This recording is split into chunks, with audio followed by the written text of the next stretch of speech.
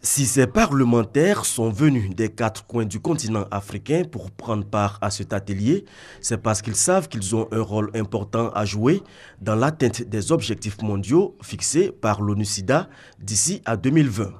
Étant des législateurs, ils peuvent élaborer des lois et politiques protégeant les populations vulnérables, les enfants affectés ainsi que les personnes vivant avec le VIH-SIDA.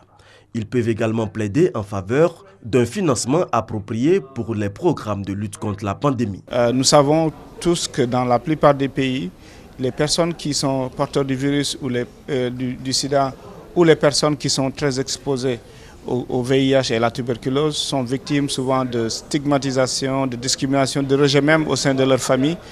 Et que nous avons dans la plupart des pays aussi des lois qui ne protègent pas les personnes vivant avec le VIH ou les personnes qui sont les plus touchées par l'épidémie ou la tuberculose. Donc nous avons eu 4 jours d'échanges intensifs sur le rôle du parlementaire parce qu'il ne faut pas oublier que ce sont les parlementaires qui votent les lois. Cette accélération de la riposte au VIH-Sida devrait prévenir 75% des nouvelles infections d'ici à 2020.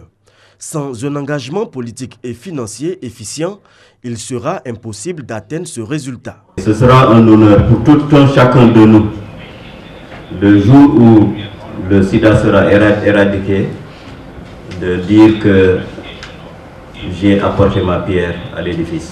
Parlementaires, société civile, groupes vulnérables, médias et institutions étatiques se sont donc attelés à accorder leur violon pour une meilleure stratégie dans la lutte contre le sida sur le continent.